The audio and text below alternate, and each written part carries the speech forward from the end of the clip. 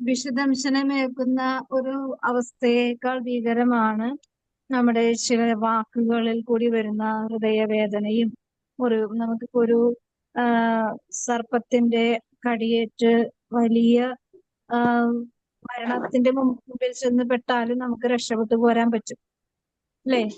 Treatment ഉണ്ട് അതിന്. പറ്റൂലേ? പറ്റും.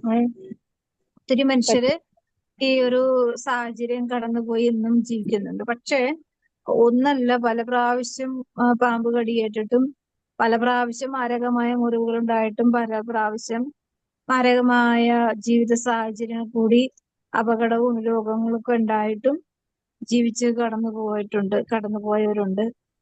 എങ്കിലും മനുഷ്യരുടെ ഒരു വാക്ക് അതിനേക്കാൾ തളർത്തുന്നതും നമ്മളെ ഏറ്റവും നിരാശയിലേക്ക് വരുത്തുന്നതുമായ ഒരു വാക്കിന് സാധിക്കും. അതിനേക്കാൾ ഭീകരമാണ് അല്ലെ?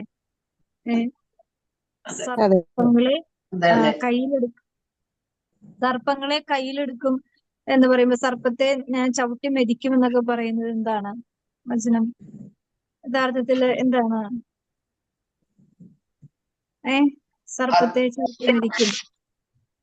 അതായത് പാപ സാഹചര്യങ്ങളെ നമുക്ക് ചെറുത്തു നിൽക്കാനുള്ള. സർപ്പം എന്ന് പറഞ്ഞാൽ ഞാൻ നേരത്തെ പറഞ്ഞ പോലെ വിഷം ചിന്തുന്നതാണ് അല്ലെ? വിഷം എന്ന് പറഞ്ഞാൽ എന്താണ്? ജീവഹാനി വരുത്തുന്നതാണ് അല്ലെ? ജീവൻ നഷ്ടപ്പെടാൻ സാധ്യതയുള്ളതാണ്. പക്ഷെ കർത്താവ് പറയാണ് ജീവഹാനി സംഭവിക്കുന്നതിന് നീ ഇല്ലാതാക്കും, ചവിട്ടി മരിക്കും എന്ന് പറഞ്ഞാൽ അവനെ നശിപ്പിക്കുമെന്നാണ് അല്ലെ? അങ്ങനെയാണെങ്കിൽ നേരത്തെ പറഞ്ഞതുപോലെ പല കാര്യങ്ങളും നമുക്ക് കടന്നു പോയാലും നമുക്ക് അതിൽ നിന്നും വലിയ കഷ്ടപ്പാടും ഉണ്ടെങ്കിൽ പോലും നമുക്ക് രക്ഷപ്പെടാൻ സാധിക്കും. പക്ഷെ ചില മനുഷ്യരുടെ വാക്കുകള്, ദ്രോഹങ്ങള്, അനീതികളും ഒക്കെ നമുക്ക് സഹിക്കാൻ പറ്റാത്ത ഒരു ജീവിത സാഹചര്യത്തിന്റെ മുമ്പിൽ ഭയങ്കരമായ നിരാശയും ഏകാന്തതയും അവഗണനയും അപമാനവും ഒക്കെ സഹിക്കേണ്ടി വരുമ്പോൾ ഈ ഒരു അവസ്ഥയാണ് ഈ സർപ്പത്തേക്കാൾ ഭീകരമാണ്, സർപ്പത്തിന്റെ വിഷത്തേക്കാൾ ഭീകരമാണ് ആ ഒരു സാഹചര്യം അല്ലെ? പിന്നെ നമുക്ക് അതിനെ കടന്നു പോകണം അല്ലെ? കടന്നു പോകണം. അപ്പൊ അത് ചിലപ്പോ കൂടുതലും നമ്മൾ പ്രാർത്ഥിക്കുന്നവരാണെങ്കിൽ അല്ലെങ്കിൽ ധാർമ്മികമായ നീതിയിലൊക്കെ ഇന്ന് നമ്മൾ വചനം വായിച്ചപ്പോ നീതിമാന്റെ ക്ലേശങ്ങള് എന്താണെന്നാ പറഞ്ഞത്? ശ്രദ്ധിച്ചായിരുന്നോ? അസംഖ്യമാണെന്നല്ലേ? നമുക്കത് ദൈവത്തിന്റെ വചനമാണ്. നീതിമാൻ എന്ന് പറഞ്ഞാൽ നീതിയിൽ ജീവിക്കുന്നവന്. പക്ഷെ അവൻ ഈ ഭൂമിയിൽ ജീവിക്കുമ്പോ അവന്റെ ക്ലേശങ്ങൾ എണ്ണിത്തിട്ടപ്പെടുത്താൻ പറ്റാത്ത വിധം വലുതാണ് എന്നാണ്. അത്ര എണ്ണം കൂടുതലാണ്. അപ്പൊ അനീതി പ്രവർത്തിക്കുന്നവർക്ക് അതിനെക്കുറിച്ച് അറിവില്ല. അപ്പൊ എന്ത് പറ്റും? നീതിമാൻ അതിനെക്കുറിച്ച് അറിവുള്ളത് കൊണ്ട് അതിന്റെ നീതിയിൽ ജീവിക്കണമെങ്കിൽ ക്ലേശങ്ങളിൽ കൂടി കടന്നു പോകണം, സഹിക്കണം അല്ലെ? അപ്പോ അതുകൊണ്ടാണ് ഈ ക്ലേശങ്ങളിൽ കൂടി കടന്നു പോകണമെങ്കിൽ അല്ലെ സർപ്പത്തെ ചവിട്ടി മരിക്കണമെങ്കിൽ ഒരിക്കലും നമുക്ക് അത് മാനുഷികമായി നടക്കുന്ന കാര്യമാണോ? മാനുഷികമായി ഒന്നും നടക്കില്ല. അപ്പൊ എന്ത് സംഭവിക്കും? അമാനുഷികമായ ഒരു ശക്തി, അതായത് മനുഷ്യനില്ലാത്ത ഒരു ശക്തി, മനുഷ്യന് എത്തിപ്പിടിക്കാൻ പറ്റാത്ത ഒരു ശക്തി ദൈവം തരണം അല്ലെ? നമുക്ക് തരണം അല്ലെ? പല വാക്കുകൾ ചിലപ്പോഴൊക്കെ നമ്മള് ചില വാക്കുകൾ നമ്മുടെ ഹൃദയത്തിൽ അങ്ങോട്ട് ആഴത്തിൽ മുറിവുണ്ടാക്കും. പക്ഷെ നമുക്ക് തിരിച്ചു പറയാൻ നമുക്ക് ചില വാക്കുകളിൽ തന്നെ ഹൃദയസ്തംഭനം കൊണ്ട് മരിച്ചുപോയവരുണ്ട്, ജീവൻ നശിപ്പിച്ചവരുണ്ട്, ആത്മഹത്യ ചെയ്തവരുണ്ട് അല്ലെ? ഒത്തിരി മരണങ്ങൾ ആ വഴി തന്നെ വന്നിട്ടുണ്ട് അല്ലെ? ഒരു വാക്കിൽ വന്ന പിഴവ് മൂലമാണ് അല്ലെ? അപ്പൊ അങ്ങനെ ഒരു വാക്കിൽ വന്ന പിഴവ് മൂലം അല്ലെങ്കിൽ വാക്കിൽ വന്ന അനീതി മൂലം അല്ലെങ്കിൽ തിന്മ മൂലം, പാപം മൂലം അതിൽ നിന്ന് വന്ന വിഷമാണ് ആ വ്യക്തിയുടെ ജീവനെടുത്തത്. പക്ഷെ ആ ജീവനെടുക്കാൻ സാധ്യതയുള്ള ആ പ്രവൃത്തി അല്ലെങ്കിൽ ആ സാഹചര്യത്തെ അതിജീവിക്കുക എന്ന് പറയുന്നത് അത് ദൈവത്തിന്റെ ശക്തിയുടെ കീഴിൽ ജീവിക്കുന്നവർക്ക് മാത്രമേ സാധിക്കൂ അല്ലേ? ഉറപ്പല്ലേ? അത് 100% ഉറപ്പത്. കാരണം അനുഭവിക്കുന്നവർക്ക്, കടന്നു പോകുന്നവർക്ക് പലപ്പോഴും ഈ ആത്മഹത്യയുടെ എണ്ണം വർദ്ധിക്കാൻ്റെ കാര്യം എന്താ? അതിജീവിക്കാൻ സാധിക്കാത്തത് കൊണ്ടാണ്. നിരാശ അവരിലേക്ക് കടന്നു. നിരാശ കടന്നു വരുന്നത് കൊണ്ടാണ്. ഇപ്പോ പ്രാർത്ഥിക്കുന്നവരിലും പ്രാർത്ഥിക്കാത്തവരിലും അതിജീവനത്തിന്റെ ഒരു കരുത്ത് ദൈവം തരുന്നുണ്ടല്ലേ. മനുഷ്യനെ ദൈവം പ്രാർത്ഥിക്കുന്നവരായിട്ടും പ്രാർത്ഥിക്കാത്തവരുമായിട്ടൊന്നും അല്ലല്ലോ സൃഷ്ടിച്ചേക്കണം. എല്ലാവരും ദൈവത്തെ അറിയണമെന്ന്. പക്ഷെ നമുക്ക് ചുറ്റും നോക്കുമ്പോൾ അറിയാം, ദുഷ്ടനെയും ശിഷ്ടനെയും ഒരുപോലെ ദൈവം സഹായിക്കുന്നുണ്ട്. പക്ഷെ ദുഷ്ടൻ തന്റെ സ്വാർത്ഥതയുടെയും അഹങ്കാരത്തിന്റെയും വിളവ് കൊയ്യുന്നു, നീതിമാൻ നീതിക്ക് അനുസരിച്ച് ജീവിക്കും. നമുക്കറിയാം ലോത്തിനെയും അബ്രഹത്തെയും നയിക്കുന്ന ദൈവത്തെ നമുക്ക് കാണാം അല്ലെ. ലോത്ത് അബ്രഹാം ലോത്തിന്റെയും ജനതയും അബ്രഹത്തിന്റെ ജനതയും വളരെ വലുതായിക്കൊണ്ടിരിക്കുകയാണ്. ജനം വലുതായി, പിന്നെ അവരുടെ ആളുകളെല്ലാം പരസ്പരം തല്ലുപിടിക്കാനൊക്കെ തുടങ്ങി. അപ്പൊ എന്ത് പറ്റി? അബ്രഹാവും ലോത്തും തീരുമാനിച്ചു, നമ്മൾ ഇനി ഒരുമിച്ച് ജീവിച്ചാൽ ശരിയാവില്ല, അതുകൊണ്ട് നമുക്ക് രണ്ടും രണ്ട് വഴിക്ക് പോയാലേ ജീവിക്കാൻ പറ്റുള്ളൂ എന്നുള്ള അവസ്ഥയിലെത്തിയപ്പോ അബ്രഹാം എന്ത് പറഞ്ഞു? ലോത്തിനോട് ഇഷ്ടമുള്ള സ്ഥലം തെരഞ്ഞെടുത്ത് അങ്ങോട്ട് പോയിക്കോളാൻ പറഞ്ഞു അല്ലെ. അപ്പൊ നോക്കിയപ്പോ നല്ല വിളഭൂമിയായിരുന്നു നോക്കുമ്പോ കാണുന്നത് അല്ലെ. സ്വദോം ഗൊമോറ അന്ന് നല്ല ഫലഭൂയിഷ്ടമുള്ള മണ്ണാണ്, എല്ലാം കൊണ്ടും നല്ല അനുഗ്രഹിക്കപ്പെട്ട പട്ടണം. അപ്പൊ അങ്ങോട്ട് പോവുകയാണ് അല്ലെ. പക്ഷെ അബ്രഹാം നിൽക്കുന്ന സ്ഥലം വളരെ വലിയ ഗുണനിലവാരമുള്ളതൊന്നും അറിഞ്ഞില്ല. പക്ഷെ നീതിയുള്ള അബ്രഹാം നിന്ന സ്ഥലമെല്ലാം എന്തായി? വിളവ് കൊയ്യുന്ന സ്ഥലമായി. വിളവെടുക്കാൻ സാധിക്കുന്ന ദൈവത്തിന്റെ കൂടെയാണല്ലോ ജീവിച്ചത്. പക്ഷെ ലോത്ത് കടന്നു പോയ സ്ഥലത്ത് എന്ത് സംഭവിച്ചു? വിഷദംശനമേറ്റു മരണപ്പെട്ടു അല്ലെ. ലോത്തിന്റെ ജീവിതം നമുക്കറിയാലോ. സ്വന്തം മക്കളിൽ നിന്നും ത്തിന്റെ ദുർഭൂതത്തിന്റെ മക്കളെ ഒരു വലിയൊരു സമൂഹത്തെ തന്നെ സൃഷ്ടിക്കേണ്ടി വന്നു അല്ലെ. അപ്പോ അതാണ് നമുക്ക് എന്തിന്റെയും മുമ്പില് സ്വാർത്ഥതയോടെ ജീവിക്കാം, സ്വതന്ത്രമായിട്ട് ജീവിക്കാം. നമ്മുടെ തീരുമാനങ്ങളാണ് എല്ലാത്തിന്റെ അടിസ്ഥാനം. അപ്പോ വിഷം നമുക്ക് ഉണ്ട്, എല്ലാവരിലും വിഷാംശമുണ്ട്. പക്ഷെ നമ്മള് അത് എങ്ങനെ, ഇപ്പൊ നമ്മളുടെ ഉള്ളിൽ ജഡം പ്രവർത്തിക്കാറുണ്ടല്ലേ. ഒരേ സമയം തന്നെ ജഡവും പ്രവർത്തിക്കും, ആത്മാവും പ്രവർത്തിക്കും. പക്ഷെ നമ്മൾ ഇതിനെ സ്വീകരിക്കുന്നു എന്നുള്ളതിലാണ് നമ്മുടെ നിലനിൽപ്പ് അല്ലെ. ജഡം നമ്മളോട് പറയും അതിന് മറുപടി കൊടുക്ക്, അല്ലെങ്കിൽ അങ്ങനെ പ്രവർത്തിക്ക്, ഇങ്ങനെ പ്രവർത്തിക്ക്, തക്ക പ്രതികാരം ചെയ്യ് എന്ന് ജഡം ഇങ്ങനെ നമ്മളെ പ്രൊമോട്ട് ചെയ്യും. പക്ഷെ ആത്മീയമായ അഭിഷേകമുള്ള ഒരു വ്യക്തി എന്ത് ചെയ്യും? അവിടെ എല്ലാം ആത്മസംയമനം പാലിക്കും അല്ലെ. അത് ആത്മാവിന്റെ ഫലമാണത്. ജഡത്തിന്റെ വ്യാപാരം എന്ന് പറഞ്ഞാൽ ഭിന്നതയും കലഹവും. ആത്മാവിന്റെ ഫലം എന്ന് പറഞ്ഞാൽ എന്താണ്? സ്നേഹമാണല്ലോ. ഒന്നാമത്തെ ഫലം എന്ന് പറഞ്ഞാൽ സ്നേഹം. സ്നേഹമുള്ള സ്ഥലത്ത് ആത്മസംയമനമുണ്ട്, അതോടുകൂടെ ആയിരിക്കും മുന്നോട്ട് പോകുന്നത്. അപ്പൊ അതുകൊണ്ട് നമുക്കെല്ലാം കൺട്രോൾ ചെയ്യാനും പക്ഷെ പല സമയങ്ങളിലും കൺട്രോൾ പോയാലും ദൈവത്തിന്റെ ഒരു കരുണയും സ്നേഹവും ഒക്കെ നമ്മളെ പിടിച്ചു നിർത്തും അല്ലെ. ദൈവത്തിന്റെ ശക്തിയിൽ ആശ്രയിക്കുന്നവർ അവിടുത്തെ സ്നേഹം വലയം ചെയ്യും എന്നാണ് പറയണത് അല്ലെ. ഈ ഒരു കാര്യം, അതായത് സർപ്പത്തിന്റെ തലയെ ചവിട്ടി മെതിക്കാനായിട്ട് നമുക്ക് ഓൾറെഡി ശക്തിയുണ്ട്. പക്ഷെ അതിന് പെട്ടെന്നൊന്നും ആ പ്രോസസ്സിംഗ് ഒന്നും നടക്കില്ല അല്ലെ. സർപ്പത്തെ നമുക്ക് കാണുമ്പോൾ തന്നെ പേടിച്ച് നമ്മൾ ചത്തു വീഴും. അതുപോലത്തെ അവസ്ഥയാണ് അല്ലെ. അല്ലെ, പാമ്പിനെ കാണുമ്പോൾ നമ്മൾ മരിക്കാനല്ലെങ്കിൽ ബോധം കെട്ട് വീഴും. വേണമെങ്കിൽ എനിക്കൊക്കെ പണ്ട് ഞാനിങ്ങനെ ഒരു പാമ്പിനെ കണ്ടിട്ടില്ല. അപ്പൊ എങ്ങനെ പാമ്പെന്ന് വെച്ചാൽ എല്ലാവരും ഭയങ്കര പേടിച്ചിട്ടുള്ള ജീവിയാണ് പാമ്പെങ്കിലും എനിക്ക് പാമ്പിനെ കാണാനുള്ള ഒരു അവസരം കിട്ടിയിട്ടില്ല അങ്ങനെ. പക്ഷെ ഒരു ദിവസം ഞങ്ങളുടെ അടുത്ത പറമ്പില് ഞാനിങ്ങനെ തുണിയൊക്കെ കഴുകി വിരിച്ചിട്ടപ്പോ പെട്ടെന്ന് ഉണങ്ങാൻ വേണ്ടി ഞാനിങ്ങനെ പുല്ലിൽ ഇങ്ങനെ വിരിച്ചിട്ടപ്പോഴേക്കും വൈകുന്നേരം ആകുമ്പോഴേക്കും അത് പെട്ടെന്ന് നല്ല ചൂടോടെ കൂടെ തന്നെ എടുക്കാൻ പറ്റും. അപ്പൊ അതുകൊണ്ട് ഞങ്ങള് അങ്ങനെയുള്ള സ്ഥലത്ത് കൊണ്ടുപോയി വിരിച്ചപ്പോഴേക്കും കുറെ തുണികളുണ്ടായിരുന്നു. അപ്പൊ ഞാനിങ്ങനെ ഓരോ തുണി എടുത്തോണ്ടിരിക്കണായിരുന്നു. അപ്പൊ അതിന്റെ ഇപ്പുറത്തൊരു വലിയൊരു പരുത്തി എനിക്ക് ഇപ്പോഴാണ് ഓർക്കണത്. അത് വലിയൊരു പരുത്തിയുടെ മുകളിൽ ഇങ്ങനെ ആ പരുത്തിയുടെ അതേ കളറിൽ തന്നെയുള്ള ഒരു പാമ്പ്. ശരിക്കും ഞാൻ ആദ്യം കണ്ടപ്പോ ഇത് പാമ്പാണല്ലോ എന്ന് ഓർത്തു. പക്ഷെ എന്റെ ഉള്ളിലൊരു തരി പോലും പേടി ഉണ്ടായില്ല. ഞാൻ ഓർക്കണേണ് ഞാൻ പാമ്പിനെ കാണാൻ തന്നെ പേടിയുള്ള ഒരാള് എങ്ങനെയാണ് ആ സമയം ഞാൻ വളരെ സാവധാനം ഓരോ തുണിയും എടുത്ത് ഓരോ തുണിയും എന്റെ കയ്യിലാക്കിയിട്ടാണ് ഞാൻ വീട്ടിലോട്ട് പോയത്.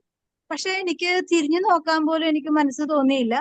മാത്രമല്ല ഞാൻ പാമ്പേ എന്ന് പറഞ്ഞ് പേടിച്ച്, സാധാരണ നമ്മൾ അങ്ങനെയാണല്ലോ, പാമ്പിനെ കാണുമ്പോൾ പാമ്പേ എന്ന് പറഞ്ഞ് പേടിച്ചു കൂടും അല്ലെ. പക്ഷെ എനിക്ക് എന്താണെന്നറിയില്ല, അങ്ങനെ ഒരു പിന്നെ അങ്ങോട്ട് തിരിഞ്ഞു പോലും നോക്കിയില്ല. മാത്രമല്ല ആരോടും ഞാൻ പറയാനും പോയില്ല.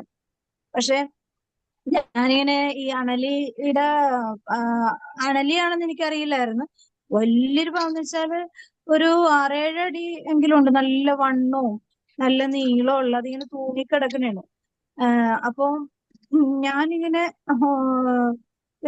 ഉള്ളിലിങ്ങനെ ഒരു ഒരു ഇതുപോലെ തോന്നിയെങ്കിലും ഭയമില്ലാതെ ഞാൻ വീട്ടിൽ കയറിയിട്ട് ഞാൻ ആരോടും പറയാതെ എങ്ങനെയെന്ന് ഇപ്പൊ ഞാൻ ഇപ്പോഴും ഓർക്കുകയാണ് ദൈവത്തിന്റെ ഒരു കരുതല്. കാരണം അത് വേണമെങ്കിൽ ഓടി വന്നിട്ട് എന്നെ വന്ന് കൊത്തി ഞാൻ അവിടെ കിടന്ന ആരും അറിയില്ല. കാരണം അന്നേരം വീട്ടിൽ ആരും ഇല്ലാത്ത സമയമാണ്. ആ സമയത്ത് ആരും ആ പ്രദേശത്ത് പോലും ഇല്ല. അപ്പൊ അതിന് വേണമെങ്കിൽ ചാടി വന്നു, തൊട്ടടുത്ത് തന്നെയാണ്. തൊട്ടടുത്തെന്ന് പറഞ്ഞാൽ അതിനൊരു സെക്കൻഡ് വന്ന് തന്നെ ഞാൻ അതിനൊന്നും ഉപദ്രവിച്ചില്ലെങ്കിലും അതിനെ ഞാൻ എന്തെങ്കിലും ഉപദ്രവിക്കുമോ എന്ന് വിചാരിച്ചു. എന്ത് വേണമെങ്കിലും സംഭവിക്കാം. പക്ഷെ അതങ്ങനെ സംഭവിച്ചില്ല. ഞാനപ്പൊ അന്നേ ഇങ്ങനെ ഓർക്കണായിരുന്നു ദൈവത്തിന്റെ ഒരു സംരക്ഷണം. അതായത് നമ്മളിൽ, അതായത് നമ്മൾക്ക് ചുറ്റും ഇതുപോലെ കുറെ വിഷങ്ങള് ഉള്ള വ്യക്തികളുണ്ട്, ജീവികളുണ്ട്, സാഹചര്യങ്ങളുണ്ട്. പക്ഷെ നമുക്ക് അതിനെ കൂളായി കടന്നു പോകണമെങ്കിൽ നമ്മുടെ ഉള്ളിൽ ആളുണ്ടാവണം അല്ലേ. അതെ അതെ അതെ. നമ്മുടെ ഉള്ളില് ആളുണ്ട്. അന്നെന്ന് വെച്ചാല് എനിക്ക് ശരിക്കും പറഞ്ഞ 10ാം ക്ലാസ്സിലോ അങ്ങനെ അത്രയൊക്കെ ഉള്ളൂ ഞാൻ ആ സമയത്തായിരുന്നു. അപ്പൊ ഞാനിപ്പോ ഇപ്പോഴാണ് അതിനെ കുറിച്ചൊക്കെ ഇങ്ങനെ ഓർമ്മയിൽ വരുന്ന കാര്യങ്ങളൊക്കെ ഓർക്കുമ്പോൾ ദൈവത്തിന്റെ ഒരു സംരക്ഷണം എത്ര വലുതായിരുന്നു എന്നെ സഹായിച്ചത്. പക്ഷെ അന്നൊന്നും ബോധപൂർവ്വം ആ ഒരു ദിവസം പിന്നെ ഞാൻ ആ കാര്യം മറന്നുപോയി. ആ കാര്യം ഞാൻ മറന്നു പോയിട്ട് പിന്നെ ഓരോ കാര്യങ്ങൾ ഇങ്ങനെ ദൈവത്തിന്റെ ഇടപെടലുകളൊക്കെ ഓർക്കുമ്പോഴാണ് ജോബേ നീ അല്പനേരം ചിന്തിക്കുക എന്ന് പറയുന്ന വചനഭാഗം ഉണ്ടല്ലോ. അങ്ങനെയുള്ള കാര്യങ്ങളൊക്കെ ആ വചനം വളരെ നമുക്ക് കിട്ടിയിട്ടുള്ള, ഇന്നുവരെ കിട്ടിയിട്ടുള്ള ദൈവിക സംരക്ഷണത്തെ കുറിച്ച് ഓർക്കുമ്പോൾ ഇന്നത്തെ നിരാശ, ഇന്നത്തെ വേദന, ഇന്നത്തെ അസ്വസ്ഥതയൊക്കെ വളരെ സിമ്പിളായിട്ട് നമുക്ക് കടന്നു പോകാൻ സാധിക്കും. അല്ലാതെ നമ്മൾക്കിപ്പോ വന്നിരിക്കുന്ന സഹനം നമ്മൾ പർവ്വതീകരിക്കുക, നമ്മുടെ ഉള്ളിലുള്ള ജഡം നമ്മളെ പ്രൊമോട്ട് ചെയ്യുമ്പോൾ, നമ്മുടെ ചിന്തകളെ അവൻ ദുഷ്ടതയ്ക്ക് വേണ്ടി ഉപയോഗിക്കുമ്പോൾ നമ്മൾ ആ സഹനം പർവ്വതീകരിച്ച് ഒരു വലിയൊരു അഗ്നിപർവ്വതമായി മാറാൻ സാധ്യതയുണ്ട്. പക്ഷെ നമുക്ക് വേറെ രീതിയിൽ നമുക്ക് ഉപയോഗിക്കാം. എന്ത് സഹനം വന്നാലും ദൈവം ഇടപെടാതെ എന്റെ കാര്യത്തിൽ ഒന്നും സംഭവിക്കില്ല എന്നുള്ള ചിന്തയോടുകൂടെ നമുക്കത് മുന്നോട്ട് നയിക്കും. ഇപ്പൊ നമ്മളിപ്പോ ഒരു വിശ്വാസത്തിലേക്ക്, ശക്തമായ ഒരു വിശ്വാസത്തിലേക്ക്, പിന്നലെ എന്റെ ഒരു ഫ്രണ്ട് പറഞ്ഞു എന്താണ് ഇപ്പൊ ഞാൻ ഡ്രസ്സൊക്കെ എടുക്കണത് എറണാകുളത്ത് പോയിട്ടാണ്. ഞാൻ പറഞ്ഞു കൊള്ളാം, നല്ല കാര്യം എന്ന് പറഞ്ഞു. അപ്പൊ ഞാൻ പറഞ്ഞു ഈ 5 ദിവസവും ഞാൻ കട തുറന്നിരിക്കുന്നുണ്ടെന്ന് അറിയാലോ. അപ്പൊ നിനക്ക് ഞായറാഴ്ച തന്നെ കടയിൽ പോയി വാങ്ങിക്കണം എന്ന് നിനക്ക് നിർബന്ധമാണെങ്കിൽ എനിക്കൊന്നും പറയാനില്ല.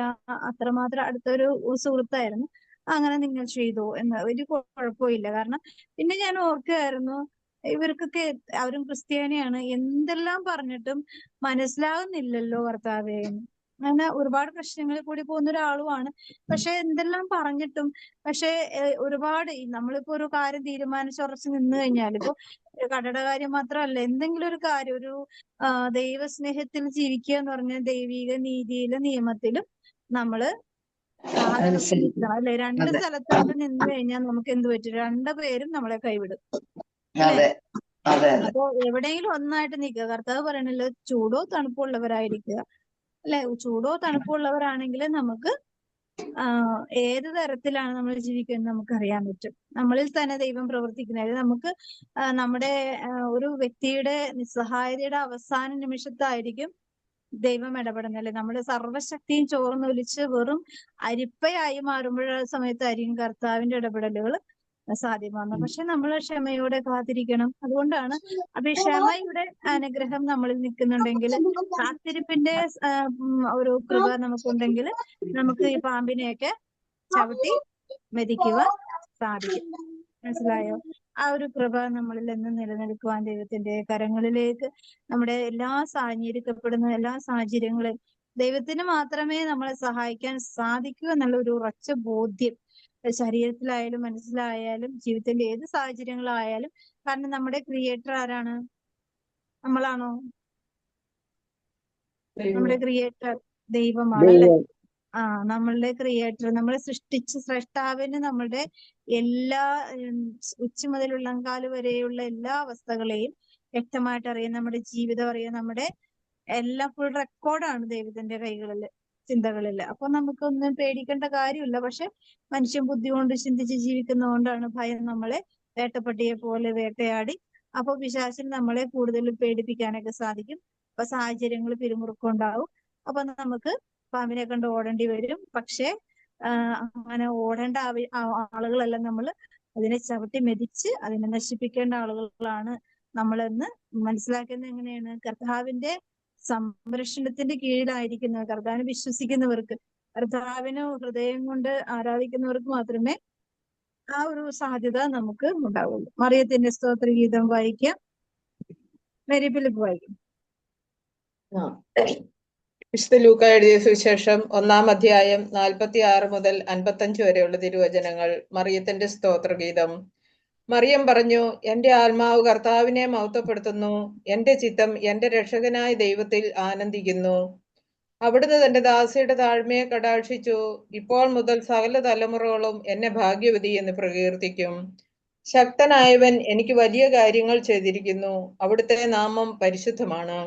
അവിടുത്തെ ഭക്തരുടെ മേൽ തലമുറകൾ തോറും അവിടുന്ന് കരുണ വർഷിക്കും. അവിടുന്ന് തന്റെ ഭുജം കൊണ്ട് ശക്തി പ്രകടിപ്പിച്ചു. ഹൃദയവിചാരത്തിൽ അഹങ്കരിക്കുന്നവരെ ചിതറിച്ചു.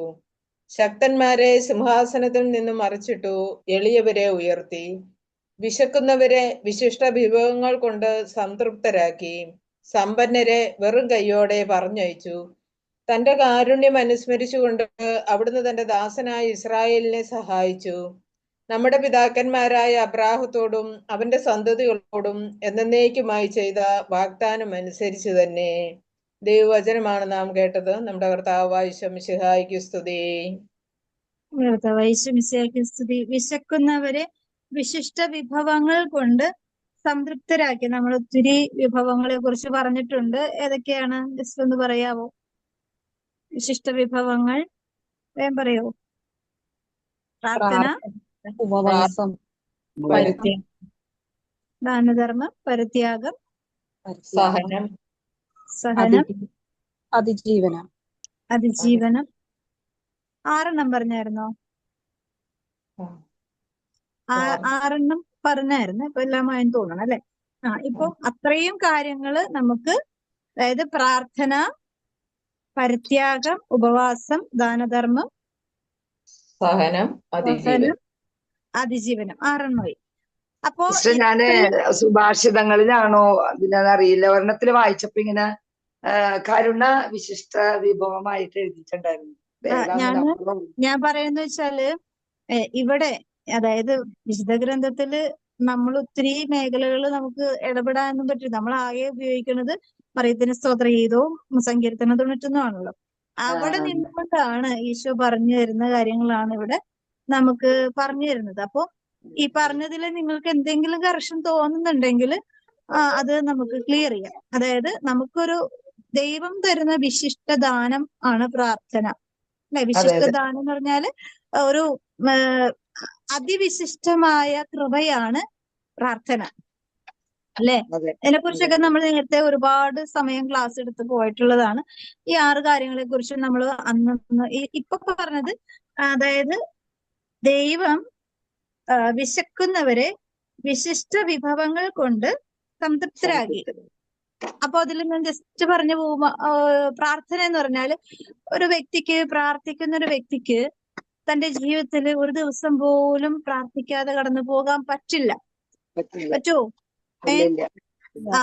അപ്പോ പ്രാർത്ഥിക്കാത്തവരെ സംബന്ധിച്ച് ചിലപ്പോ അവര് പറയൂ, പിന്നെ ഒരു ദിവസം പ്രാർത്ഥിച്ചില്ലെങ്കിൽ ഇപ്പൊ എന്താ എന്ന് ചോദിച്ചുകൊണ്ട് അവരതിനെ നെഗ്ലക്ട് ചെയ്യും. പക്ഷെ പ്രാർത്ഥിക്കുന്ന ഒരു വ്യക്തിക്ക് അത് ഒരിക്കലും അടങ്ങിയിരിക്കാൻ പറ്റില്ല അല്ലെ? അന്ന് കണ്ണടച്ചുറങ്ങണമെങ്കിൽ നമ്മള് ആ പ്രാർത്ഥനകള്, നമ്മുടെ ആത്മാവിന്റെ ഉത്തരവാദിത്തത്തിലുള്ള പ്രാർത്ഥനകള് നടത്തിയിരിക്കണം. അതാണ് അത് കഴിഞ്ഞ് പറ്റും. അതെ അതെ അതായത് ഇങ്ങനെയുള്ള കാര്യങ്ങൾ ചിലപ്പോൾ എല്ലാ സ്ഥലത്തു നിന്നും കിട്ടണമെന്നില്ല. ഇവിടെ നമ്മളെ പ്രത്യേകം പരിശുദ്ധാത്മാവ് പഠിപ്പിച്ചു തരുന്ന കാര്യങ്ങളെ കുറിച്ചാണ് ഞാൻ പറയുന്നത്. അപ്പൊ പ്രാർത്ഥന അത്രമാത്രം ഒരു വ്യക്തിക്ക് വിശിഷ്ടമായ എന്താണ് വിഭവം തന്നെ. ഫുഡാണ്. ഫുഡ് അല്ലെ, വിഭവം അല്ലെ. എന്തിന്റെ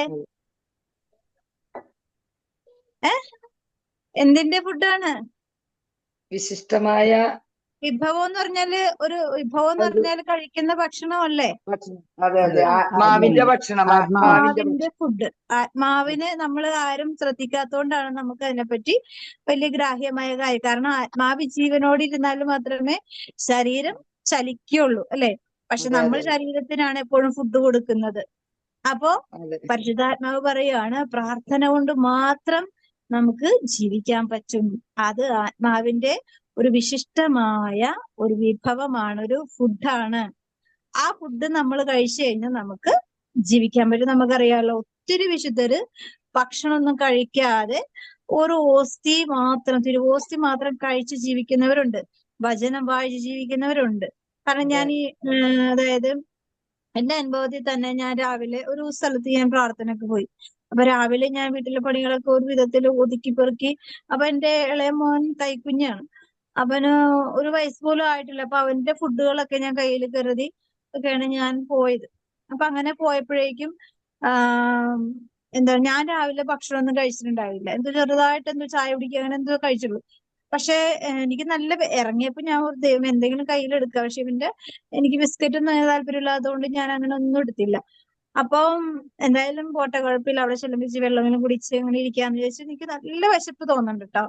അപ്പൊ ഞാൻ അങ്ങനെ പോണ വഴിക്ക് അവിടെ ചെന്ന് അങ്ങനെ പോയിരുന്ന് രാവിലെ അവിടെ ഒരു 10 മണി തുടങ്ങി 4 മണി വരെ ബൈബിൾ ക്ലാസ് ആണ്. ബൈബിൾ ഇങ്ങനെ വായിക്കുന്നു, അതിനെ കുറിച്ച് എന്തൊക്കെയോ പറയുന്നുണ്ട്. എനിക്കൊന്നും തലയിലോട്ടൊന്നും കേറുന്നില്ല. പക്ഷെ ഈ വചനം ഇങ്ങനെ വായിക്കുന്നുണ്ടെങ്കിൽ ഞാൻ അധികം അങ്ങോട്ട് ശ്രദ്ധിക്കുന്നുണ്ടോ എന്ന് ചോദിച്ചാൽ ശ്രദ്ധിക്കുന്നുണ്ട്, ഇല്ലെന്ന് വെച്ചാൽ ഇല്ല. കാരണം എന്റെ കയ്യിൽ കൊച്ചുണ്ട്, പല വിചാരത്തോടുകൂടി ഇരിക്കണത്.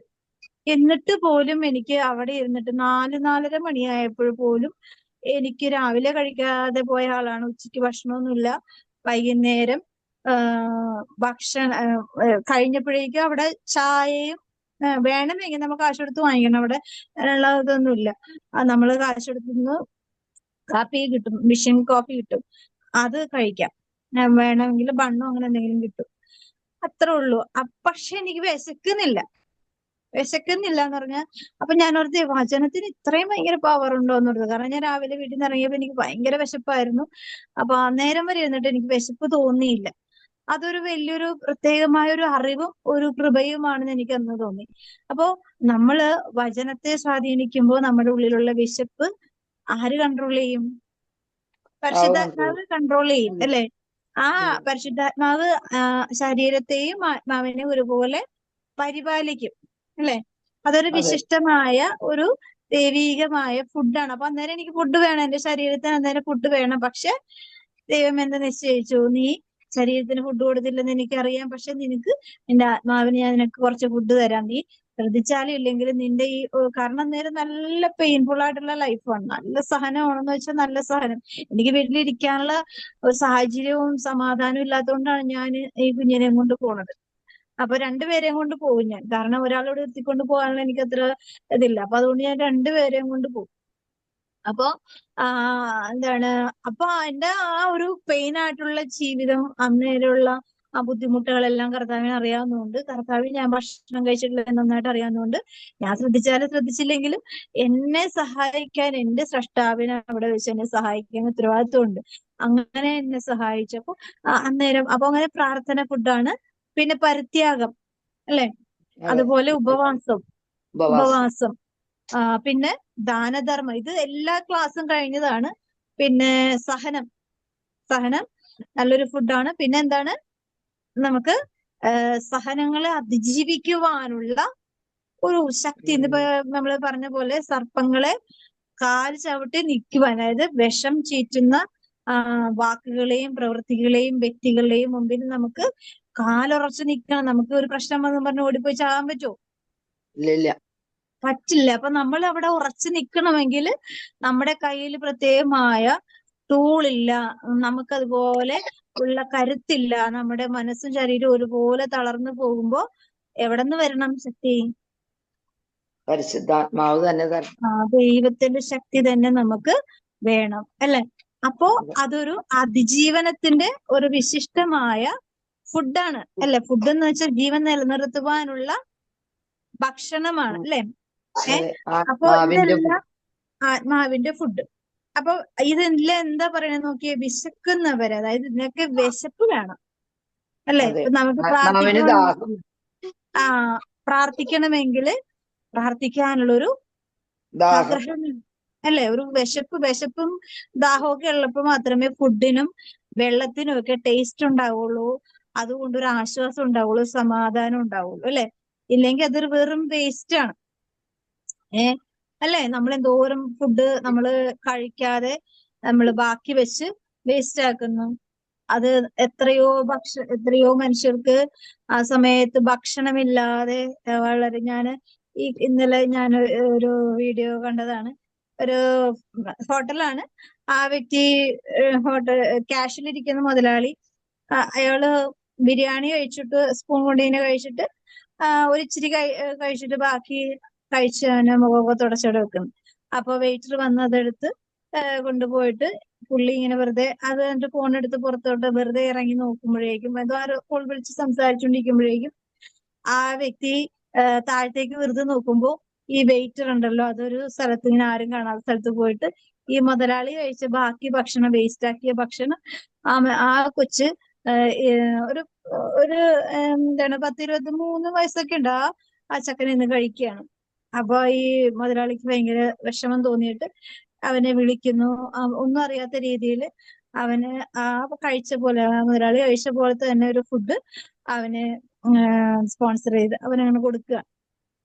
അപ്പോ എനിക്കത് കണ്ടപ്പോ ഭയങ്കര സന്തോഷവും, കാരണം ഒരു വിശപ്പിന്റെ ഒരു അവസ്ഥ എന്ന് പറഞ്ഞ ഒരു മനുഷ്യനത് അത് ശരിക്കും പറഞ്ഞാൽ അതൊരു ദയനീയാവസ്ഥയാണ്. വിശന്നിരിക്കുന്നവരുടെ മുമ്പിൽ നമ്മൾ വെച്ച് നീട്ടുന്ന അപ്പം ഉണ്ടല്ലോ, അല്ലെ വിശപ്പിന്റെ ഭക്ഷണം ഉണ്ടല്ലോ, അത് നമ്മൾ കൊടുക്കുന്ന നീട്ടുന്ന ഭക്ഷണത്തെക്കാൾ വലുതാണ് നമ്മളോട് കാണിക്കുന്ന അവരുടെ ഉള്ളിലുള്ള ആ ദയേറിയ നോട്ടം. ആ നോട്ടം ആരിലേക്കാണ് നോക്കണമെന്നറിയോ? അവർ ദൈവത്തിലേക്കാണ് നോക്കണത് അല്ലെ? ആർക്കും അവരെ സഹായിക്കാൻ നമുക്ക്, അതുകൊണ്ടാണ് ഈശോ പറയുന്നത് എന്താണ്, നിങ്ങളൊരു പരിപാടി വെക്കുമ്പോ, ഒരു ഫംഗ്ഷൻ വെക്കുമ്പോ എന്ത് ചെയ്യണമെന്ന് പറയുന്നത്? നിങ്ങൾക്ക് തിരിച്ചു തരാൻ സാധിക്കാത്ത മനുഷ്യരെ വിളിക്കണം. പിന്നെ ഈശോയുടെ സ്നേഹിതന്മാരെ എന്ന് പറഞ്ഞാൽ എന്താണ്? തിരിച്ചൊന്നും കൊടുക്കാനായിട്ടില്ല അവരുടെ കയ്യിൽ. അപ്പൊ അങ്ങനെയുള്ളവരെ നിങ്ങൾ കൊടുക്കുമ്പോ എന്ത് പറ്റും? നിങ്ങളുടെ സ്വർഗസ്ഥനായ പിതാവ് നിങ്ങൾക്ക് ആവശ്യമുള്ളതെല്ലാം ഇങ്ങനെ ധാരാളമായി തരും. അപ്പൊ പറഞ്ഞു വന്ന കാര്യം എന്ന് വെച്ചാല് എന്തായിരുന്നു? വിശപ്പ് വേണം അല്ലെ? വിശക്കുന്നവർക്ക് മാത്രമേ ഇത് സാധിക്കുള്ളൂ അല്ലെ? വിശപ്പ്. ഇപ്പൊ നമുക്കൊരു ആൾക്കൊരു ഭക്ഷണ പൊതി വാങ്ങിച്ചു കൊടുക്കണമെന്ന് വിചാരിച്ച് ചിലപ്പോ സാഹചര്യമില്ല. പക്ഷെ നിങ്ങൾ ആ ഒരു കാര്യത്തിന് വേണ്ടി നിങ്ങൾ പല സാഹചര്യങ്ങളും കടന്നു പോകുമ്പോഴും ചിലപ്പോ ഒരു ദിവസം നിങ്ങൾക്കത് ദൈവം ഒരുക്കി തരും. എന്നെ സംബന്ധിച്ച് എനിക്ക് ഒരുപാട് അനുഭവങ്ങളുണ്ട്. കാരണം ഞാൻ വിശന്ന് പൊരിഞ്ഞിരുന്ന കുറെ നാളുകളുണ്ട്. എന്റെ ചെറുപ്പത്തിലേക്ക് പിള്ളേര് കുറെ കൂട്ടുകാരുണ്ട്. അപ്പം ആൺപിള്ളേരും പെൺപിള്ളേരും എല്ലാരും കൂടെ കളിക്കണം. അപ്പൊ ഉച്ചയാകുമ്പോഴേക്കും ശനി ഞായറൊക്കെ ഭയങ്കര കളി. ശനിയാഴ്ചയാണ് കളിയുടെ ഭയങ്കര കുറെ പിള്ളേരുണ്ട്. അപ്പൊ അന്നെന്ന് വെച്ചാൽ ഇങ്ങനെ പറമ്പുകളൊക്കെ ഇഷ്ടംമാരുണ്ട്. ഇന്നാണ് എല്ലാം കെട്ടിപ്പൂട്ടി വെച്ചേക്കണം. അപ്പൊ എല്ലാ കളിയും കളിക്കും, ഓടിച്ചാടി കളിക്കും. അപ്പൊ ഉച്ചയാകുമ്പോ നല്ല വിശപ്പോ എല്ലാവരും വീട്ടിൽ പോകും. അപ്പൊ ഞാനും വീട്ടിൽ വരും. വീട്ടിൽ നിന്നിട്ട് ഞാൻ എന്റെ ദാരിദ്ര്യത്തെ കുറിച്ച് പറയണല്ല കേട്ടോ. ഇന്നിപ്പോ കഴിക്കാനായിട്ട് നമുക്ക് സമയമില്ല.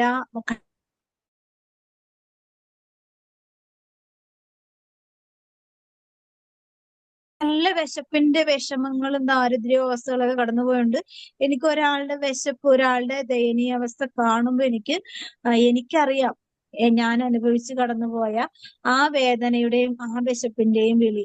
അതുകൊണ്ട് നമുക്ക് ആ ഒരു ബോധ്യം ഉള്ളത് കൊണ്ട് മറ്റൊരാളുടെ വിശപ്പിന്റെ വിളിയെ നമുക്ക് തൊട്ടറിയുവാനായിട്ട് നമുക്ക് അറിയാൻ പറ്റുന്നത് ഒരു ദൈവത്തിന്റെ ഒരു കൃപയാണ് അല്ലെ? അങ്ങനെ ആ ഒരു കൃപയുള്ളത് കൊണ്ടാണ് നമുക്ക് അവർക്ക് കൊടുക്കണം എന്നുള്ള ഒരു ആഗ്രഹം നമുക്ക് നമ്മുടെ മനസ്സിലുള്ളത്. അവർക്ക് കാരണം ഞാൻ സഹിച്ചു കടന്നുപോയ, അതുകൊണ്ട് നമ്മൾ ഇന്നിപ്പോ പല മക്കളെയും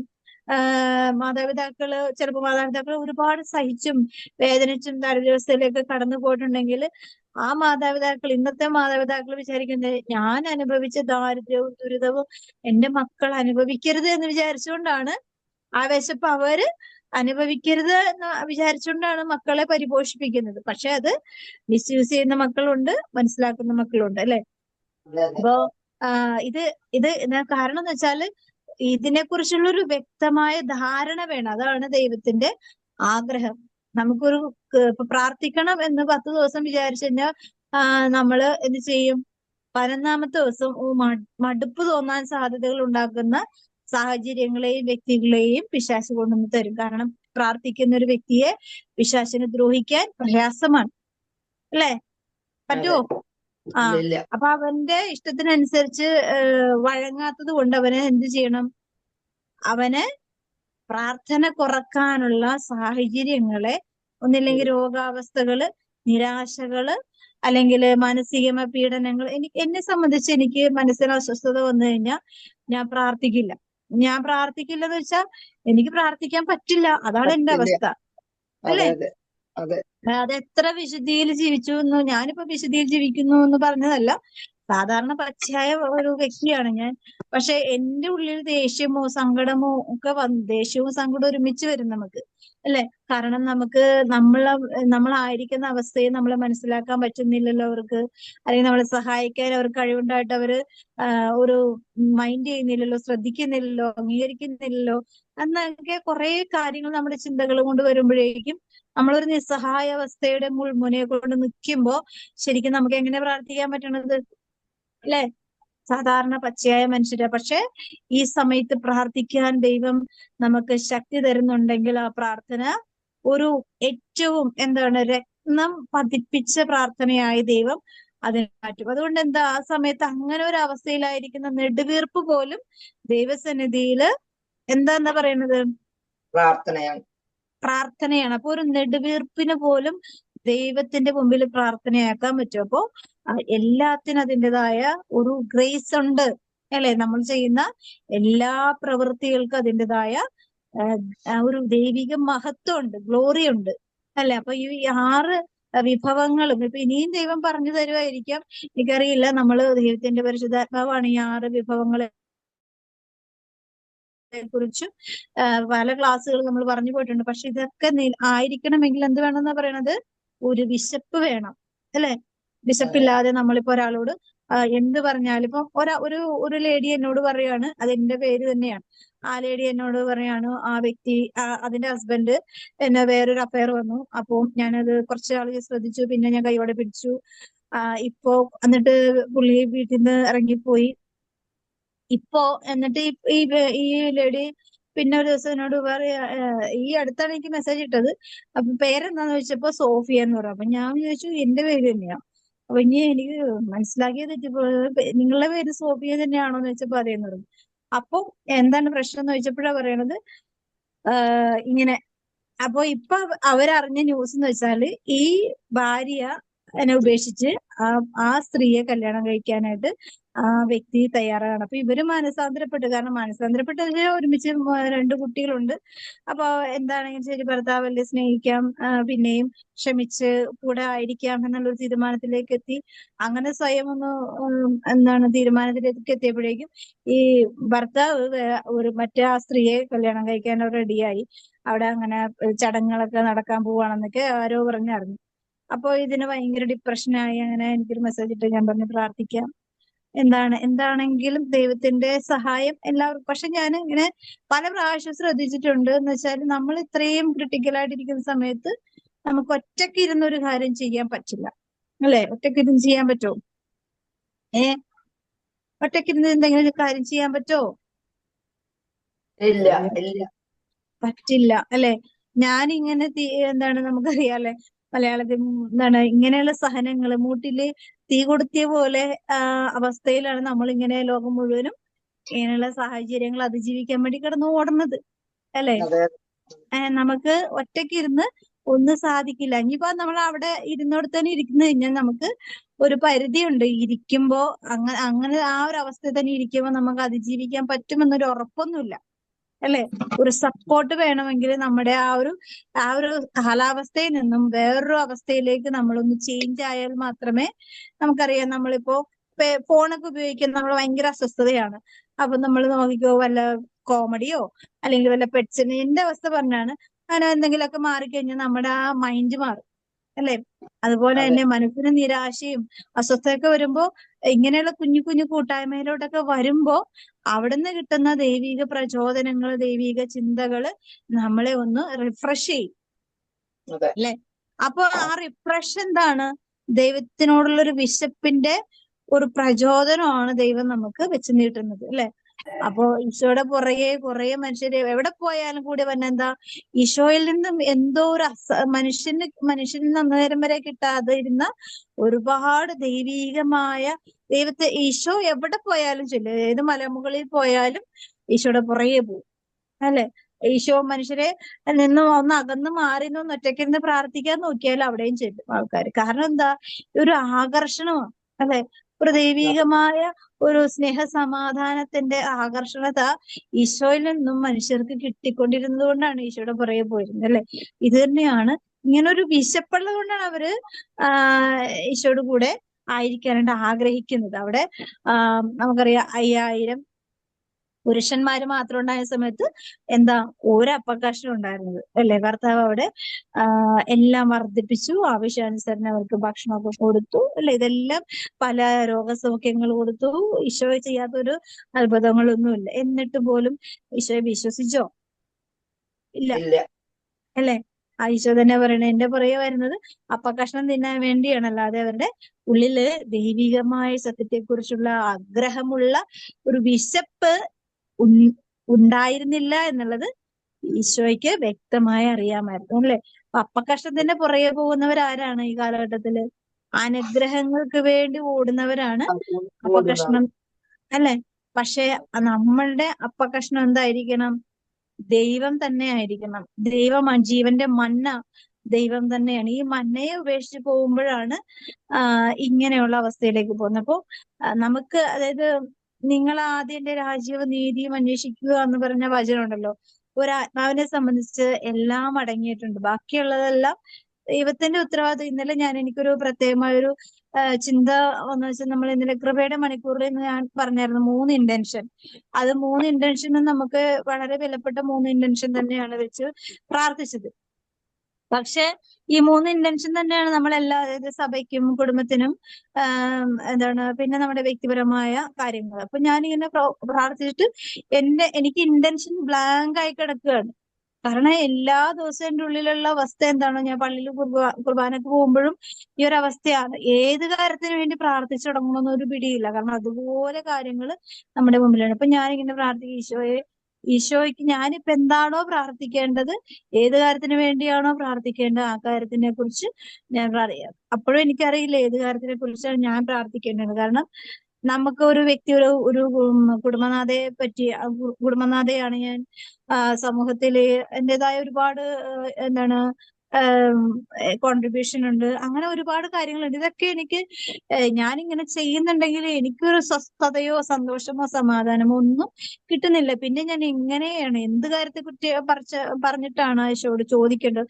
ഒരു വെളിവുമില്ല. പക്ഷെ ഞാനിങ്ങനെ മനസ്സിലിങ്ങനെ ഓർത്തു, ദൈവത്തിന് അറിയാം എന്റെ ആത്മാവിന്റെ അവസ്ഥ എന്താണെന്ന്. അപ്പൊ ഇന്റൻഷൻ ദൈവം തന്നെ തീരുമാനിക്കട്ടെ, ദൈവത്തിന്റെ ഇന്റൻഷൻ ആണ് എന്റെയും ഇന്റൻഷൻ എന്ന് പറഞ്ഞുകൊണ്ട് ഞാൻ ആ പ്രാർത്ഥന തുടങ്ങിയത്. അപ്പൊ അത് ഒരു വലിയൊരു അനുഗ്രഹമായിട്ട് എനിക്ക് തോന്നി. അപ്പൊ ഞാൻ എന്റേതായ ഒരു കാര്യം എന്റെ മനസ്സിൽ വരാറില്ല. എന്നെ ഏൽപ്പിക്കുന്ന കാര്യങ്ങൾ കർത്താവേ ദൈവഹിതം പോലെ പൂർത്തീകരിക്കുവാൻ എന്നെ സഹായിക്കണമേ എന്നാണ് എന്റെ എല്ലാ പ്രാർത്ഥനയിലും ഒരു മെയിൻ ആയിട്ടുള്ള എന്റെ സ്പെഷ്യൽ ഇന്റൻഷൻ അതാണ്. അപ്പോ പിന്നെ എനിക്കൊരു പ്രത്യേകമായ സമാധാനവും സന്തോഷവും കിട്ടാറുണ്ട്. അതുകൊണ്ടായിരിക്കാം ചിലപ്പോൾ ഇന്ന് വരെ പല സമയങ്ങളിൽ എനിക്ക് പ്രാർത്ഥിക്കാൻ പോലും സമയം കിട്ടാത്തപ്പോഴും ദൈവം ഇങ്ങനെയുള്ള ഈ ചിന്തകൾ, അതായത് നമുക്കൊരു വിശപ്പ് വേണമല്ലോ എന്ത് കാര്യം ചെയ്യും. ഇപ്പൊ നമ്മളൊരു കാര്യം ചെയ്യണം എന്ന് വിചാരിച്ചു കഴിഞ്ഞാൽ 100 തടസ്സങ്ങളാ. പ്രാർത്ഥനയ്ക്ക് വരണമെങ്കിൽ 100 തടസ്സങ്ങളാ. അല്ലെങ്കിൽ എന്തെങ്കിലും പ്രവൃത്തി നന്മ ചെയ്യണമെന്നെങ്കിൽ 100 തടസ്സങ്ങളാ. പക്ഷെ അത് കണ്ടിന്യൂ ചെയ്യണമെങ്കിൽ ദൈവത്തിന്റെ സ്ഥിരമായിട്ടുള്ള ഇടപെടലുകൾ നമുക്ക് കൂടെ ഉണ്ടാവണം. അല്ലേ? വേണോ? വേണോ? വേണം. ആ, വേണമെങ്കിൽ നമുക്ക് എന്തുണ്ടാവണം? നമ്മുടെ ഭാഗത്തു നിന്നൊരു വിശപ്പും ദാഹമൊക്കെ വേണം, ആഗ്രഹമൊക്കെ വേണം. അല്ലെ? അപ്പോ ഈ ഒരു ആഗ്രഹം, അതായത് നമുക്ക് പ്രാർത്ഥിക്കാൻ ഈ വിശിഷ്ട വിഭവങ്ങളാവുന്ന പ്രാർത്ഥന, ഉപവാസം, പരിത്യാഗം, ദാനധർമ്മം, സഹനം, പിന്നെ അതിജീവനത്തിന്റെ കൃപ എല്ലാം നമുക്ക് വേണമെങ്കിൽ നമുക്കൊരു വിശപ്പ് ഉള്ളില് ഉണ്ടായിരിക്കണം. പരിശുദ്ധമ്മയ്ക്ക് ഉണ്ടായിരുന്നുകൊണ്ടാണ് ആ ഒരു കൃപയില് ഈ ലോകത്തെ മുഴുവൻ മനുഷ്യരെ സഹായിക്കാൻ ഒരേ സമയം സാധിക്കുന്ന ഒരമ്മ നമ്മുടെ മുമ്പിലും മധ്യസ്ഥയായി സ്വർഗത്തിന്റെ മുമ്പിലും ആയിരിക്കുന്നത്. ആ ഒരു തിരിച്ചറിവോടുകൂടെ ആയിരിക്കുവാൻ എല്ലാ മനുഷ്യരെയും സഹായിക്കട്ടെ. നമുക്ക് പ്രാർത്ഥിക്കാം. ഈശോയുടെ തിരുഹൃദയ